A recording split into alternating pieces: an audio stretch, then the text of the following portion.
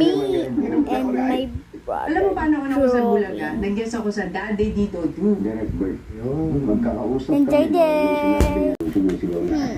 SMA. Sabi Let's sa amin, alam mo, graduate natutuwa sila sa'yo. me. Parang naririnig ko gusto kanilang kunin sa Itbulaga.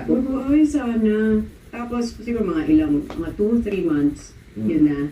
Everyday ka na nag-studio ka na, tapos naglalabas. Hindi, ang schedule ko lang nun, PTH. Yeah, ganun din ako nun. Ganun ka rin nagsimula. Tapos ang sabi is, trial lang. Tapos, tatawagin ka lang. Alam mo ba, minsan may araw hindi ako natatawag? Ay, lahat naman tayo. Nangyari ko sa'yo yun? Parang nanood ako na Itbulaga. Ay, tapos na pala Itbulaga. Hindi ako nakalabas. Ganun din. Ganun talaga. Bulag.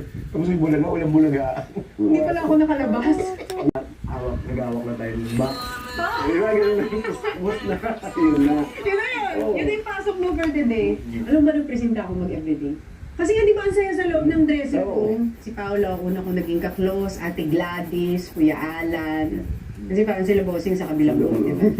Parang yun yung bossing sa room. Presidential table. Presidential room. Dito tayo sa labas kung nasan yung CR tsaka yung buffet. Lumilipas yung oras eh. Hindi mo na pansin eh. Tsaka parang Buti pa sila ang mga kagrupo mo. Ito, sila Gladys Masaya. ang saya nila Kuya Alan. Ano naman? Oo, papa ko na si Tony Rose. Kaya sabihin na ka mga Bible verse. Tahimik lang ako, nakagano'n ako sa kanya. Eh bakit? Na-absorb mo na maya-maya, tatawagin ako ni Tito Jimmy. Pindutin mo nga. Pansa! Ay, ano dito? Ano yan? Tingnan mo. Lalabas ako. tapos Ay, babalik. cheeseburger color. Sabi niya yun. Sinasayang mo. Sinasayang mo ang oportunidad. Tingnan mo sa mo. Oh my God. Ah, sige po. Wala din. Ano yung unang portion mo dyan na marami kang daldal na ginagawa? Yung roleta. Yan ang naalala ko. Hindi mo sa kundi sa rin mga... Yes, ikaw nag-repeat ng mga jokes. Yung breastfeeding is still best for babies. Oh. Second year college, second sem.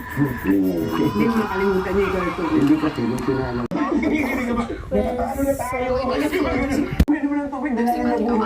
Left for me and my brother.